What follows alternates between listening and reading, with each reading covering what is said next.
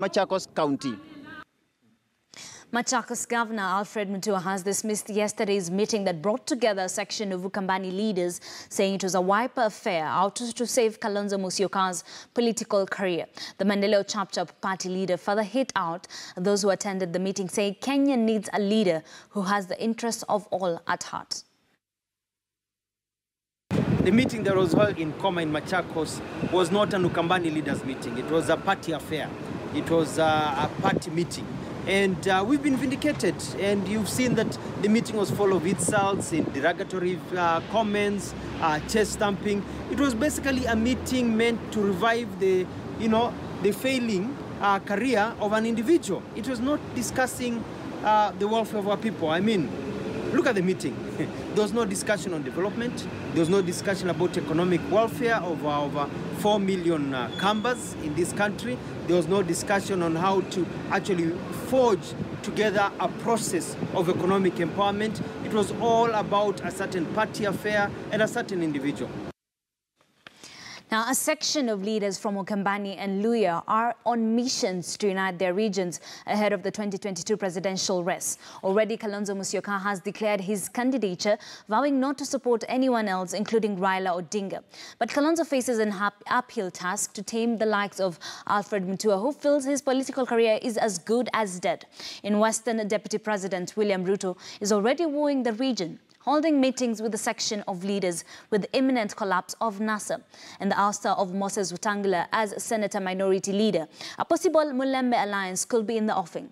These regional unity missions form the basis of our discussion this morning. Welcome to The Political Point. And joining me in studio to dissect some of those issues to my immediate left is Philip Magal, who is an advocate. Next to him is Dr. Duncan Ajwang, who is an advocate and also Dean of School of Law at African Nazarene. And last but not least is Brian Mutie, who is a governance expert and law scholar. Thank you very much, gentlemen, for making time to join us here on Morning Express this morning. I'll just start with yesterday's meeting. What do you make of it? I'll start with you. This is, what can I say? These people are Kalonzo, as well as Musalia and Wetangula are busy trying to get their political careers back on track after Raila pulled a fast one on them. So basically, they are trying to reinvent themselves, but the problem is that they are not giving us anything tangible to work with.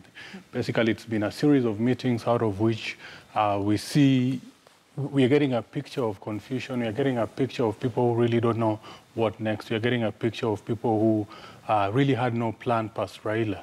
With Raila missing in the political scene, the whole of Kenya is in confusion. Even the government, those in government, I'm sure, really don't know what's next. They don't know what to do, what step to take. All right, Dr. Duncan, do you agree with him? Yeah, there is an African proverb that cross the river together or in a crowd, and the crocodile will not eat any of you. So literally, with that wisdom, that if they cross the river together, and you can see everybody rallying their base, being their original, their tribe, so that they can cross this river together. And the danger of the journey and the chase, be it the Odinga, be it the government, then is minimized. But I also think that it is a good move. I didn't see the fight in Honorable Kalonzo. I wanted to see, I thought I could see the fight. It didn't come out. But I think they're right, because every time they follow Raila, they are dwarfed. Every time they follow Raila, they are dwarfed. And so if they remain behind, then they can now build themselves. So I think it's a good move for them. So economic empowerment is the secret weapon to solidify the community. Do you think this is going to work, Brian? I think when you talk about economic empowerment, I don't know where you are placing the role of devolution in this equation, because devolution came to play that particular key role in terms of ensuring that there is equity and there is issues of marginalization are addressed at that point. And therefore, I don't know at what level would a party within a community play that particular role in terms of empowering, other than just calling the shots and ensuring that they are looking relevant. I don't know which other mechanism would a political party, play in terms of ensuring that the people are empowered economically, other than politically. That one I can say, because a political party can play a key role in terms of gelling a community together, solidifying them as a community, and ensuring that there is that particular community unity being seen on the ground. But again, I think the kind of talk in terms of economic employment is what we normally hear in the political manifestos. And I want to say that perhaps it's too early to start talking about economic empowerment, but rather than actually ensuring that you talk about how to strengthen, how to create synergies on how to strengthen the component of devolution, and how to ensure that counties get more resources, and how Mwanahinchi can actually benefit from this, and how to put an accountability framework within the devolution context. That would be key to me. But when you talk about economic empowerment through the prism of political parties, to me, I think it's a far-fetched kind of, an idea. All right. Just a reminder to our viewers that we are asking you, what are your thoughts on Kamba and Luhya leaders' respective unity efforts ahead of 2022 State House race? What are your thoughts on Kamba and Luhya leaders' respective unity efforts ahead of the 2022 State House race? You can always tweet me directly at Ashley Mazuri or at KTN News. The hashtag to use is Morning Express. I'll be sampling just a few feedbacks that I'm getting from you. Stephen Kaburo says, an uphill task for them. The two alone cannot make it on their own. Martin Omeri says they have done a big deal. Hayo Village, Busia watching live. Thank you very much for watching. And Kefa Masinde says, sasa baada ODM kuacha ndi wanaanza kwenda kutafuta maungano ya jamii. All right, those are just some of, the feedback we are getting from you. We will keep on sampling in the course of the show. Now, of course, I've seen the likes of Governor of Machakos, Alfred Mutua, coming in and saying, this career of Kalonzo Musyoka is as good as dead. Do you think he has a chance come 2022? I think I'm one of those people who are of the view that Kalonzo's political career really never took off. And therefore, it's not even dead, it never took off. Yes, it would be a misnomer for us to be talking of the death of Kalonzo Musyoka's career. All through and through, he's been relying on other people for visibility. Okay. He's never really, I don't remember anything that he really did offer Kenyans since he started vying as a president, other than, forgive me for using this term, but he's been, other than us acting as a parasite all through. Look at it all the way from 2002 to date. What has he really put on table for Kenyans? And I'd like to go back on the point you raised on political empowerment as far as yesterday's meetings is concerned. To me, that was an afterthought. It was there on the agenda just to give the meeting, the tribal meeting that they were holding, some form of credibility. I mean, the stick and carrot game they have been playing with Kenyans throughout. I mean, they talked of empowerment, but what suggestions did they have on how to empower Kambas? Basically, it was a Kamba leaders' affair, trying to rope their people in, supporting them. And that is not all leaders, let's not forget that. Yes, and that brings me to the point of the statement by Governor Alfred Mutua. Yeah. Alfred Mutua has been consistent throughout, and he's the boogeyman standing behind Kalonzo. Kalonzo has to contend with him. And I'm sure Kenyans have been watching him, and most Kenyans have been following his career. And he's the one who's been setting pace in devolution. As much as people do say that whatever he's been doing is superficial, is cosmetic, I think he's managed to set the pace, he's managed to dictate the terms of devolutions, and he's a man that we should all look up to. These are the kind of leaders who are coming onto the scene whom we should give room. We should break with the old, try something new. I mean, the old has never worked. Why should we keep running back there? And the same applies to the people in Western. If you've tried something and it didn't work, why would you try it again and expect different results? They say the thinking that got you into problems in the first instance is not the thinking that is not going to get you out of it. Kenyans, it's a high time we broke away from the past. It's a high time we took a leap of faith and tried something new, tried new leadership, away from personalities and into issue-based politics. All right, Dr. Ojong, of course, we've seen there, the meeting was supposed to help the Kamba community vote as one, as a unity.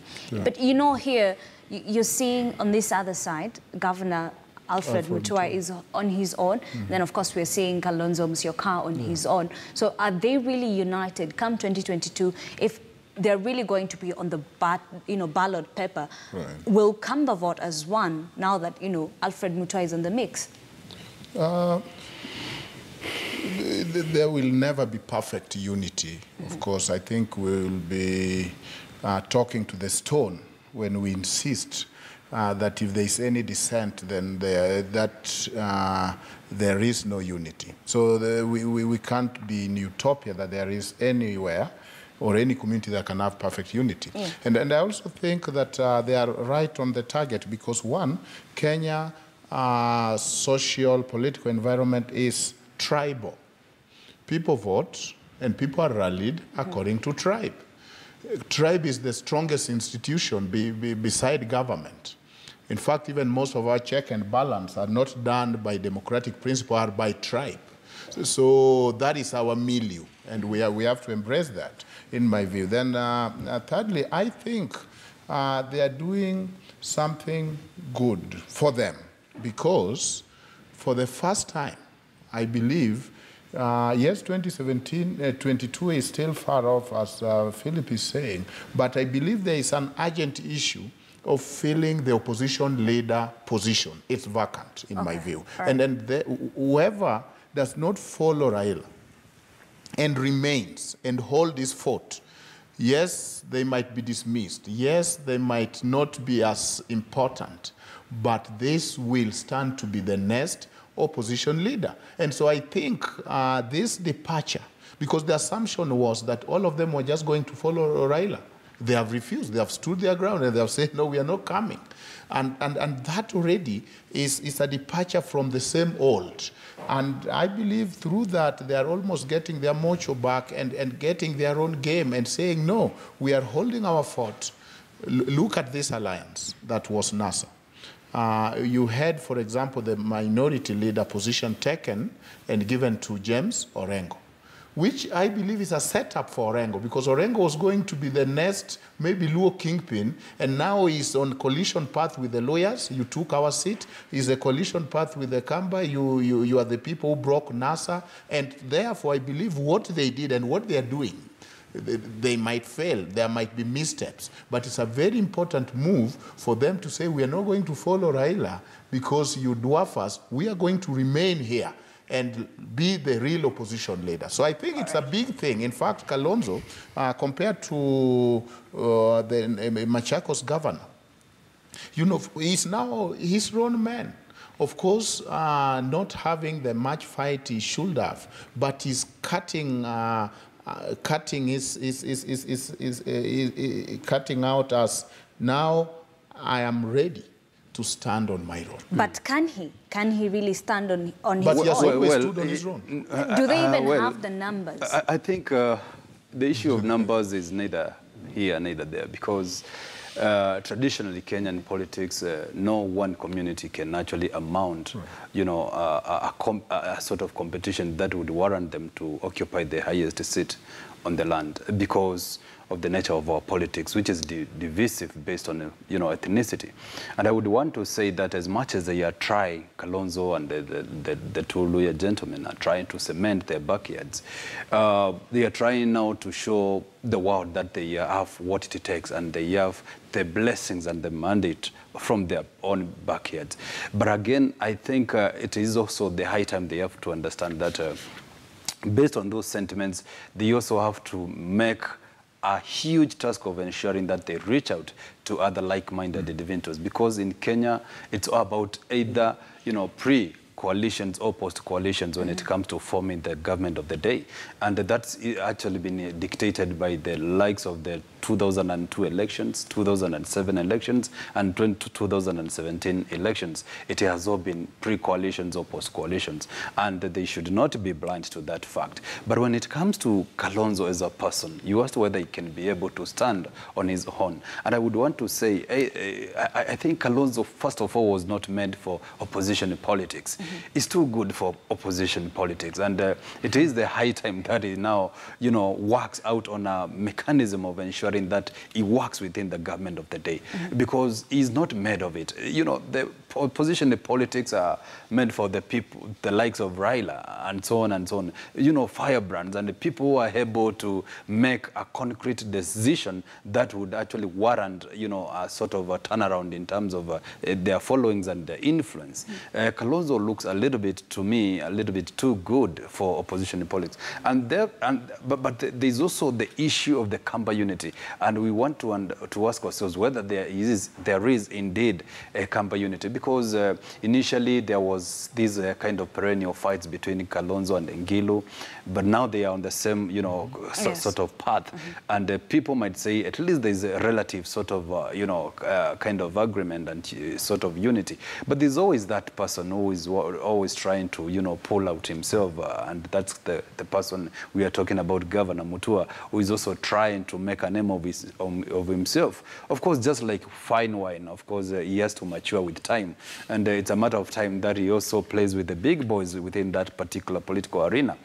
But again, we also have to ask ourselves whether, Kalonzo and Ngilu are also going to remain, united all the way up to 2022, because nobody knew that Raila would, divorce with the Kalonzo and Wetangula on Mudavadi or NASA for that. So in politics, and anything can happen any time, and to me, it's a little bit too early to talk about 2022 politics and who is going to partner with who, because we are going to see a lot of realignments, a lot of breakups, a lot of mistrust, a lot of new formations and new coalitions and new partnerships, collaborations, all these in the name of ensuring that they find a common ground which will likely look like a winning ticket for that team. And I will not be surprised to see Samoei Ruto partnering with Kalonzo. I will not be surprised to see, Ruto partnering with the Mudavadi as his running mate, and so on and so on. So, to me, it's a little bit too early for that.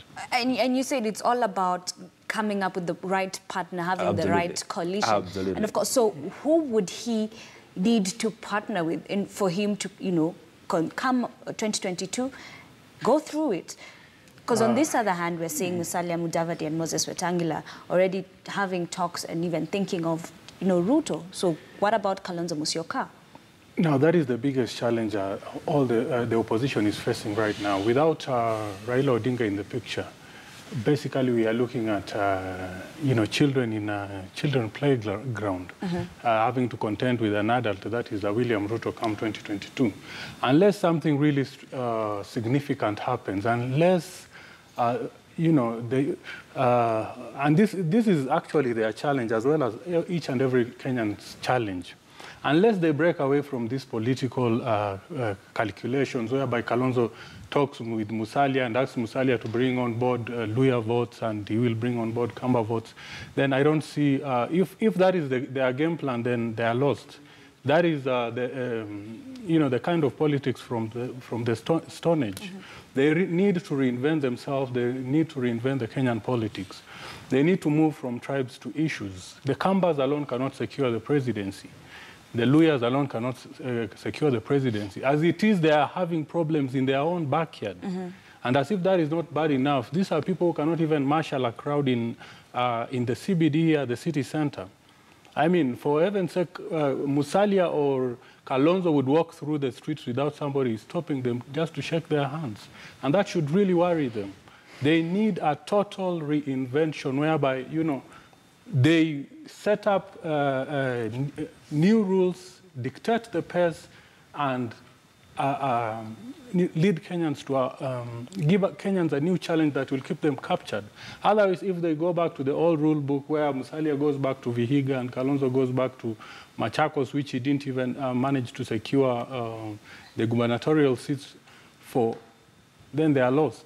And as it is, William Ruto is walking straight into State House. Dr. Ojwang. Right. No, I agree with Magai that, Philip, that remember when Kibaki and Raila worked together in 2007? Then when 2013 came and Uhuru was running, he was able to take all the Pentagon members from Raila. He took Ruto in, he took Balala, he took Ngilu, he took Mudavadi, though Mudavadi left at some point. So he swept the Pentagon except Raila himself. I'm seeing history repeating itself. That in 2022, Kalonzo will be Ruto will easily be able to take Kalonzo in, take Mudavadi, and take Kalonzo, and even if he leaves Raila. And so, of course, he's the biggest beneficiary of this confusion. Okay. Secondly, in my observation, I think there is no pride because both parties, all the affiliate parties within NASA are really now acting like minority.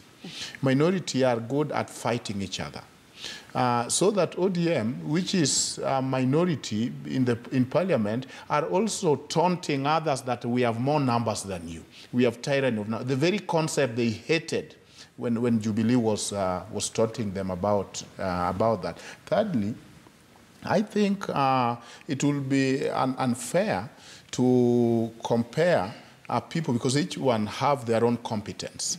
Raila is the only politician, and what makes the difference for Raila is the supporters. Raila is the only politician, not even Uhuru, with supporters who will take a bullet for him, who will sit and do risk assessment, find that the risk is 10 out of 10, and say, we wish it was 12. And they will take the risk. All right. Kalonzo and everybody else have the supporters who will sit and do the risk analysis. If it is 3 out of 10, they will say it's too risky. So I'm just saying that you can't say that everybody must be Raila and do politics like Raila. We must contend that there are people amid not having very strong supporters who are supporters. Kalonzo didn't come from nowhere. This is a former vice president. During Moi time, Kalonzo survived.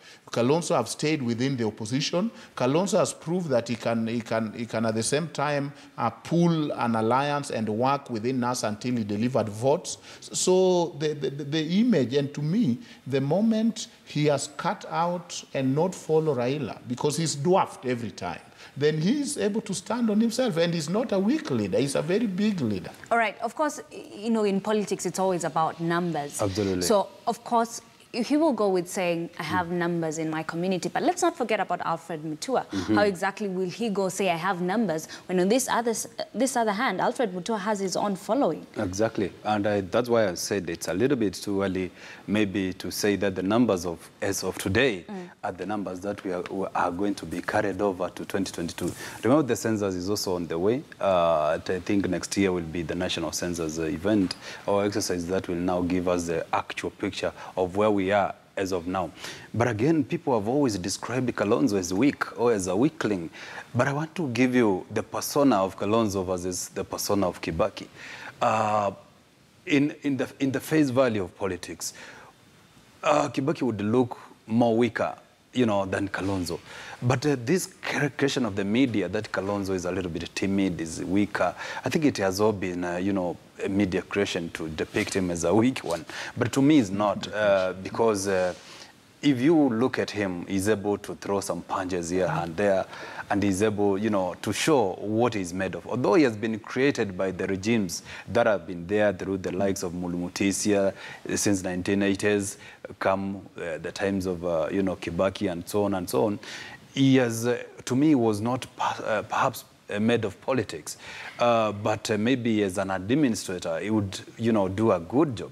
But again, because he is in the thick of things as far as politics is concerned, then he has to bring himself out in terms of his colors, and that's by fighting to the end. People are saying that, you know, it's the time for new guys and so on, but it's unfortunate, and I do cry for the system that we are finding ourselves in as a country, where the legal framework will not allow for the so-called, you know, emerging leaders or emergent leaders.